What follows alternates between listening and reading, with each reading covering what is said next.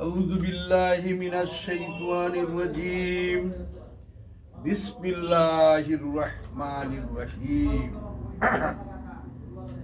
আমি অ্যাডভোকেট মোহাম্মদ আলী হকতার পক্ষ থেকে সকলকে ইংরেজি নববর্ষের হ্যাপি নিউ ইয়ার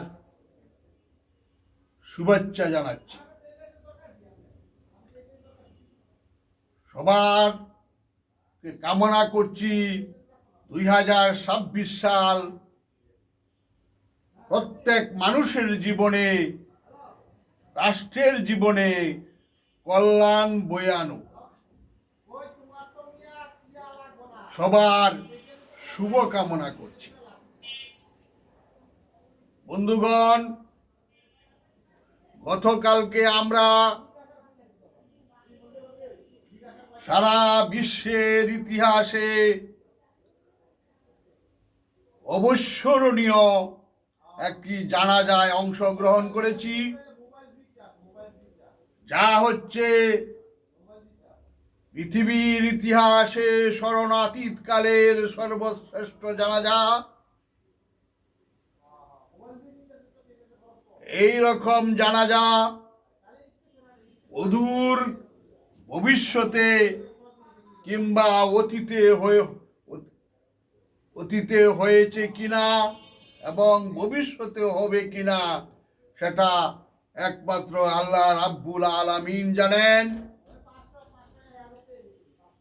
গতকালকে বাংলাদেশের তথা মুসলিম বিশ্বের প্রথম মহিলা প্রধানমন্ত্রী, সারা বিশ্বের দ্বিতীয় মহিলা প্রধানমন্ত্রী, বাংলাদেশের আপুসীন নেত্রী, গণতন্ত্রের মা, যিনি জীবনে কোনো অন্যায়ের কাছে মাথা নত করেন নাই, যার জীবনে কোনো দুর্নীতির ছোঁয়া লাগে নাই, সেই মহান নেত্রী তার চিরনিদ্রায় স্বামীর কবরের পাশে শায়িত হয়েছেন। আল্লাহ রাব্বুল আলামিনের কাছে কায় মনোবাক্যে এই প্রার্থনা করছি, আল্লাহ রাব্বুল আলামিন যেন তাকে তার কবরে জান্নাতের বিছানা বিছিয়ে দেন এবং আসন না হওয়া পর্যন্ত তার কবরে জান্নাতের বাগান বানিয়ে দেন। বন্ধুগণ, আপনারা জানেন বেগম খালেদা জিয়া শুধু একটি খালেদা জিয়া নন, তিনি এদেশের সারা বিশ্বের একটি প্রতিষ্ঠানে পরিণত হয়েছিলেন। তার এই দৃষ্টান্ত, তার শাসনকাল, তার শাসনকালের বাইরের জীবন, ব্যক্তিগত জীবন একটি উদাহরণ হিসাবে জাতির কাছে উজ্জ্বল দৃষ্টান্ত হিসাবে স্থাপিত হবে।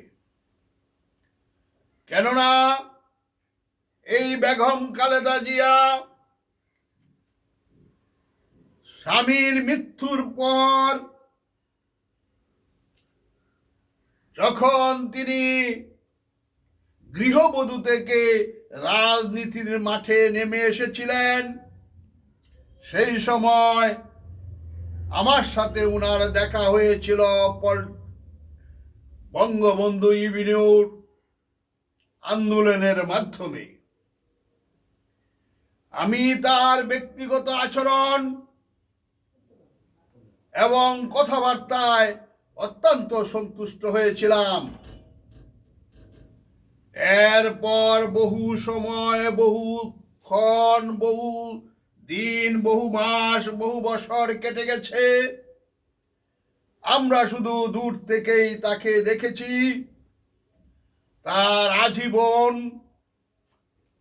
বাসনা ছিল এই বাংলাদেশকে সমস্ত আধিপত্যবাদের বিরুদ্ধে লড়াই করে বাংলাদেশের মুসলমানদের একটি আত্মনির্ভরশীল জাতিতে পরিণত করা।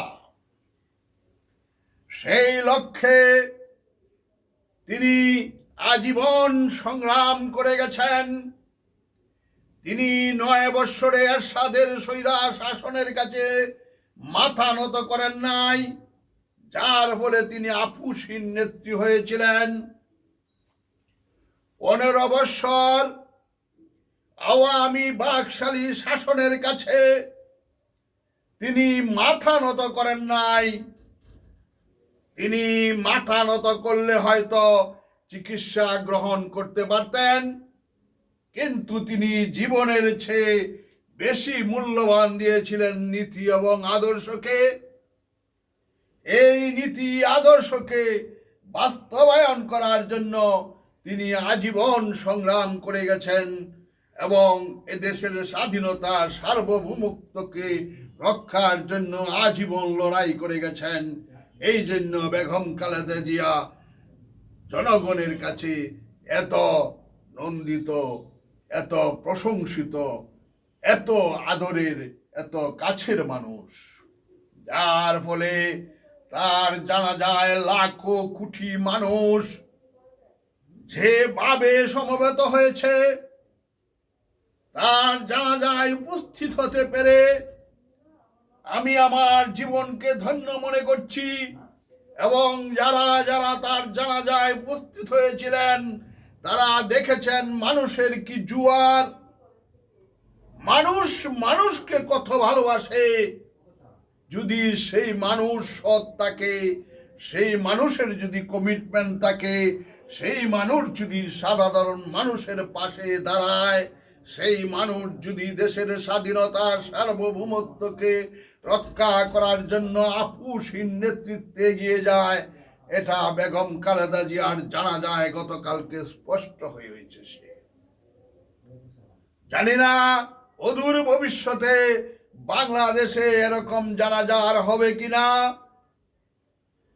কেননা বেগম খালেদা জিয়া মানুষের মনের মধ্যে যেভাবে গেঁথে গিয়েছিলেন, তিনি সাধারণ মানুষ, কামার কুমার মুজি জেলে, রিক্সাওয়ালা, টেলাগাড়িওয়ালা, আইনজীবী, বুদ্ধিজীবী, ডাক্তার, শিল্পপতি, রাজনীতিবিদ, সমস্ত দল মত নির্বিশেষে, সকল ধর্ম বর্ণ নির্বিশেষে সকলের কাছে সকলের প্রিয় পাত্র হয়ে উঠেছিলেন।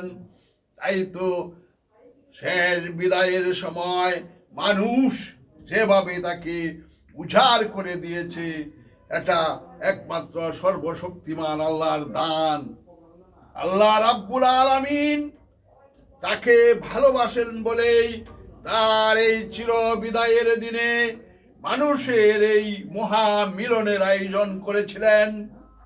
এই মহামিলন থেকে সর্বশক্তিমান আল্লাহর কাছে যে প্রার্থনা আমরা করেছি, নিশ্চয়ই আল্লাহ রাব্বুল আলামিন তা কবুল করেছেন এবং তার আত্মার মাগফিরাত কামনার জন্য আমরা যে দোয়া করেছি, সেই দোয়া আল্লাহ রাব্বুল আলামিন তাকে কবুল করে নেবেন এবং আল্লাহ রাব্বুল আলামিন তাকে বেহেশতে নসিব করবেন। এই আশা, এই আকাঙ্ক্ষা, এই অভিব্যক্তি ব্যক্ত করেই আমি আমার আলোচনা শেষ করছি। আল্লাহ হাফেজ। বাংলাদেশ জিন্দাবাদ।